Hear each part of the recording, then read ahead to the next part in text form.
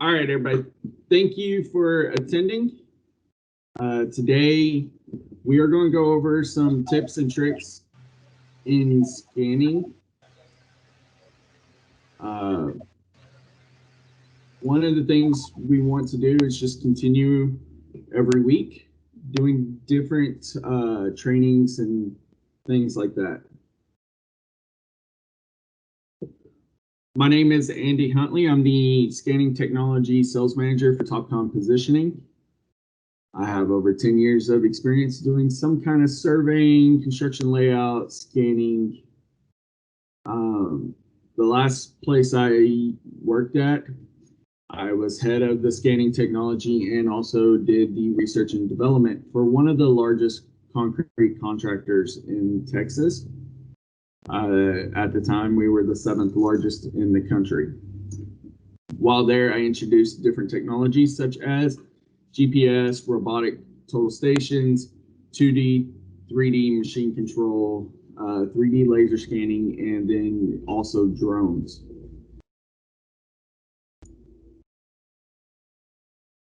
So, like I said, what we want to talk about today is scanning.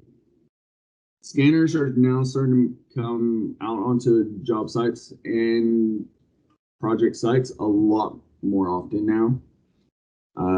They're no longer as expensive as what they used to be, so that's why we're seeing them more. Well, the more we're starting to see them, the more we're starting to realize a lot of people don't know how to make the most out of this technology. So what we're going to go over is basically how to approach a project to scan, know the different targets and how to best use them. Also, how do we maximize our time while scanning? Because at the end of the day, time is money. And then when we're done scanning, we want to wrap up our project. What do we do before we leave so that we can try to make sure we don't have to come back and things like that? So, how do we basically plan our project? Well, it all starts off with being assigned a new project. And then from there, while in the office, we can do a couple of things. One is we need to ask, what is our deliverable of the project going to be? Because that kind of determines the way we approach a project. If I need to scan a bunch of concrete, the floors, then I'm going to focus more on the floors. But if I need to scan walls and things, then I'm going to focus more on placement so I know where I'm getting good coverage of the walls, not so much the floors. So we need to know what deliverables we're going to have. The next one is, are we going to be required to tie to job site or project coordinates?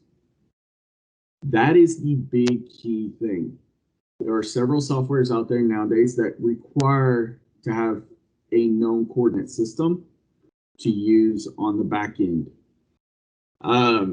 So once we get those two answers, then we go out to the site and we need to do a walk around of the site to see what we're scanning.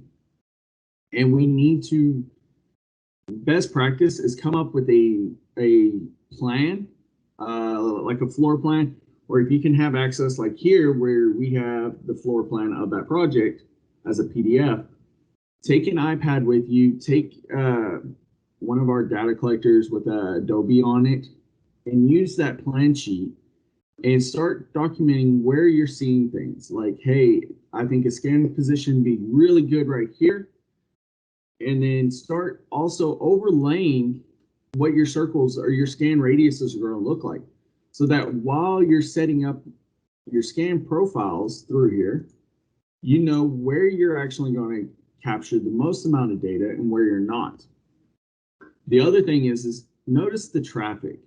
And when I mean traffic, it can be anywhere from cars driving on the job site, or if my project site is a intersection, notice what the traffic volume is, because a lot of times we might end up capturing those cars in the point cloud, or if I'm on a high-rise building and the floor has a lot of people walking through, we're going to capture those. So now we have to go in and do a second scan for every setup to get rid of the moving objects.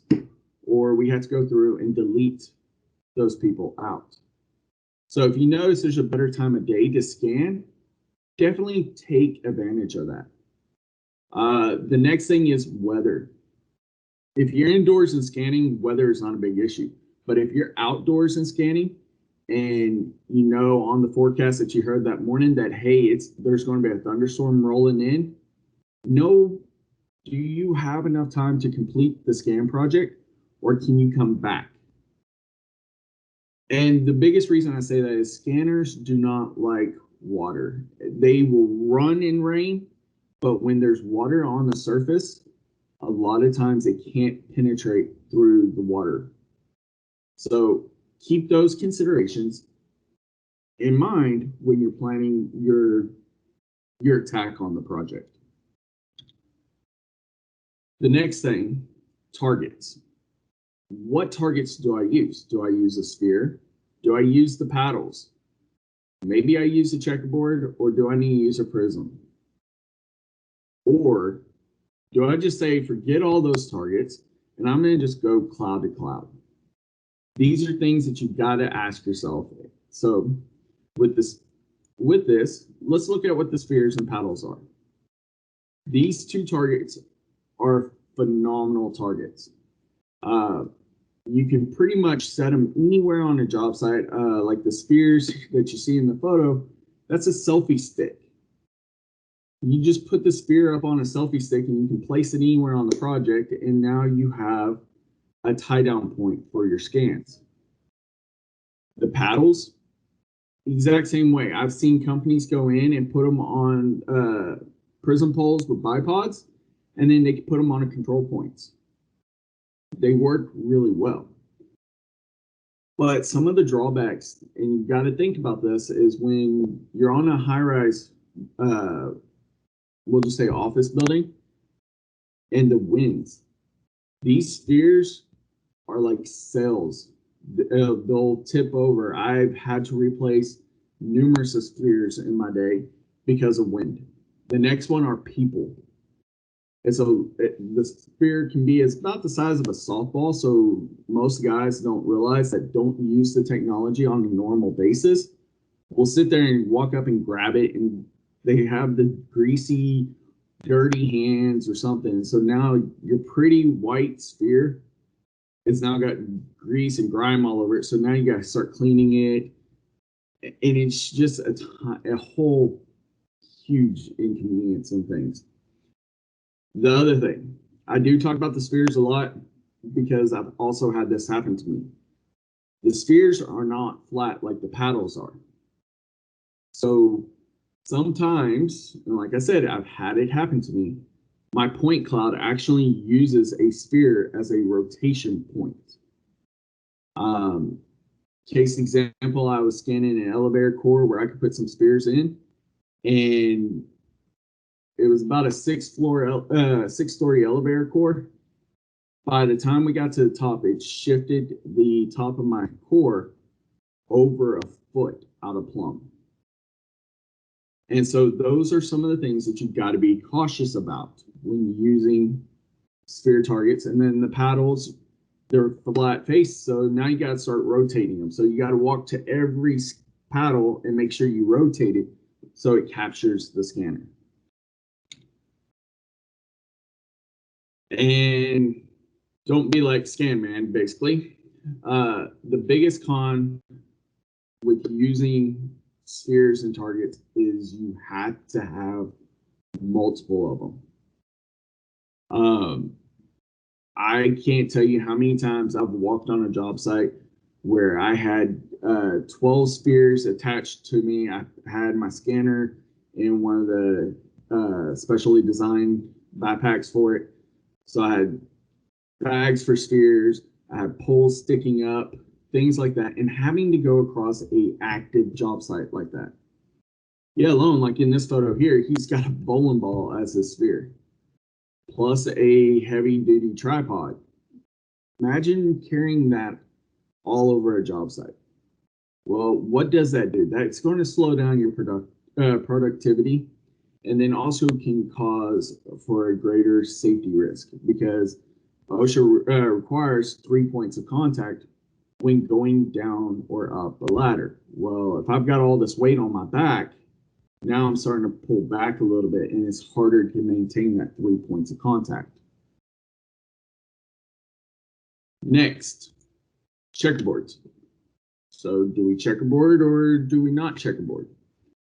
Well, some of the biggest pros with checkerboards are you can create them on a normal sheet of paper, copy of paper, so you can print 100 of them if you want. And they only cost pennies to create. You can place them anywhere, kind of like these photos here that were taken over at Midway Airport in Chicago. They had them on columns, they had them on walls. I've seen other airports where they put them down in the baggage area, and they just stick them anywhere and everywhere that you can possibly think. And they are great tools to do tie-in for your control for scanning and for doing layout, because I can set anywhere and backside into them and lock my location up. Now, here are some of the big cons with it. If I use copy paper to put these things on, the weather can destroy them. So if I'm outside using them and that rainstorm comes in mid-scan, it's copy paper. We all know what happens when that paper gets wet. The ink runs and it's just no longer usable. So every one of those targets I put out there, if they're not protected, they're destroyed. So now I have to redo what I did. The next one is like the airports here. How many times have you seen people come over and just slap something, especially if it looks like a sticker like this that's peeling? Somebody might try to go mess with it, either pull it all the way off or slide it back up, and then you take the risk of ripping it, and then is it any good anymore?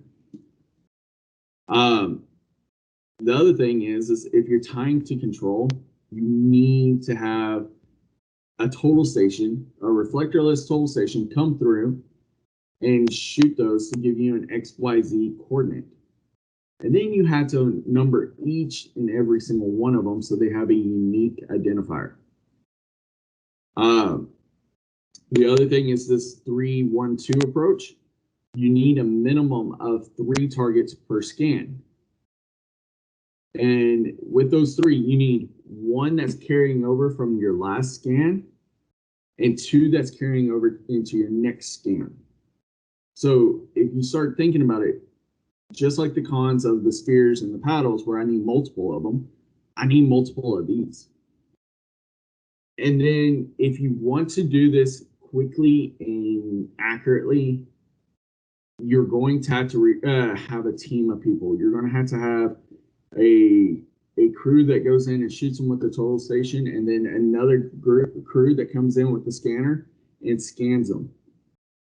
That is the quickest route to go. I've done it where I had a guy in front of me with a reflectorless total station, and he's shooting them and traversing across the site, and I'm going in with a scanner and traversing with the scanner.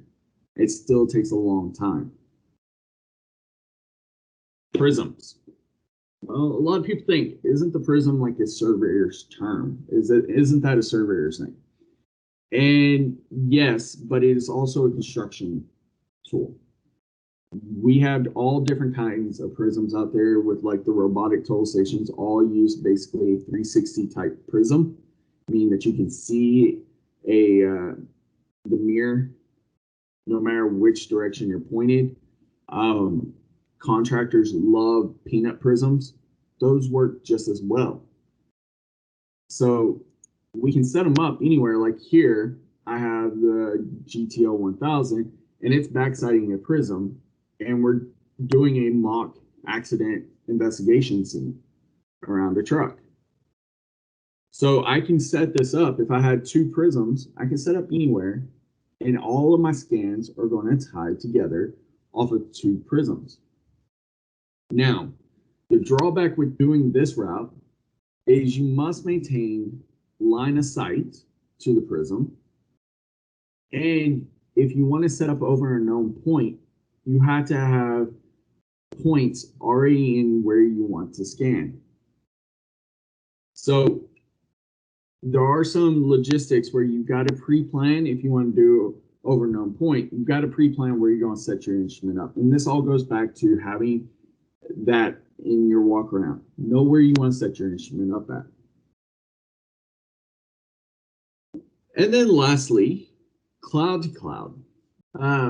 If this is done right, cloud to cloud is by far the quicker solution in the field.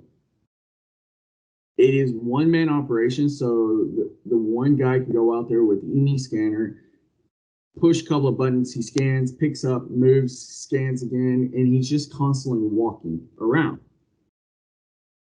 But the benefit with it, because you have no targets, is that you can get in and get out. However, some of the cons are, if you don't have adequate overlappage, you can easily break the cloud to cloud. It won't register correctly. Some softwares require as minimum of 13% overlappage, and a lot of others require like 50% overlappage. Another drawback, and maybe it's not a drawback, if you don't have to tie it into a coordinate system. But if you have to tie it into a coordinate system, then now you have to have targets. So cloud to cloud, you can sit there and scan cloud to cloud, but it's in its own coordinate system. It's not in your job coordinate system.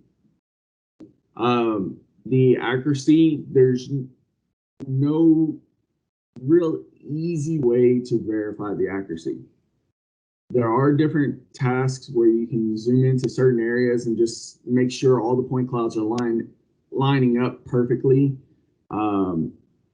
I used to use square columns, the steel columns, when I was scanning concrete slabs. I just used those and see if they tied in pretty well, and then also had to go in and check the floor to make sure all of the elevations are right. That is very tedious. The other big thing is you need a higher power computer to process cloud to cloud. The off-the-shelf computer from Best Buy just a lot of times does not have that power. So you have to invest in a higher power computer that typically costs several thousands of dollars more. So these are some of the big cons. And when I talked about earlier, you can break a cloud-to-cloud point cloud. Well, that's what happened here. This is out of another software, point cloud software, where it went through and tried to register the clouds. And I say try, it said he did it and it was great and accurate. I've been on this job site so much that I know just looking at it, this isn't right, because I have a perimeter fence running right across my slab. Well, that perimeter fence is supposed to be on the outside of my slab. So I know it didn't work. With this data, I had to go in and manually register all of my clouds, individual station clouds together to get it to work. So like I told you, on site, it's a lot quicker. I was done with the scan in under an hour, but in the office time with the cloud to cloud that broke, I then had to spend 4 hours to fix it because I didn't use any kind of control. So with all those different targets, talking about how to get everything to line up, how do we make the most of our money, or out of our time, which, like I said earlier, time is money. We need to go in, and while we're scanning, we need to have a game plan. That all goes back to when we start the project and we do the walkthrough. We need to know what targets we're going to use, what targets are going to be best to complete the job. And it's okay to mix and match targets. So if I want to use prisms, but then I know, hey, there's one scan over here that I want to capture that's only about 15 feet away from my last scan setup, I can take the scanner over there and scan it, and then go back and do a cloud to cloud, because now I'm only having to adjust one setup or a couple of setups to the others. The other thing I hear all the time is, when I'm done, I think I'm done, but I'm not sure if I have enough scans. Well, it's okay to add more. If you don't think you have enough, add a couple more. And then the biggest thing I highly stress is, if you have an ability to process data on a site or a project, definitely do it. See what you're capturing, and do it halfway through, so that you know, hey, I need to adjust a couple of things, a couple of settings to get better results. And then as soon as you're done with that second half, process it back into the first half to make sure you're 100% good to go and you don't have to come back. So I checked over it. I made sure everything's good. I think I'm good to go. Well, the biggest thing is don't rush scanning. You want to make sure you have the overlappage, and checking back, like the last screen I showed, being able to process the data on site is huge, because then you can check to see if you have that overlappage.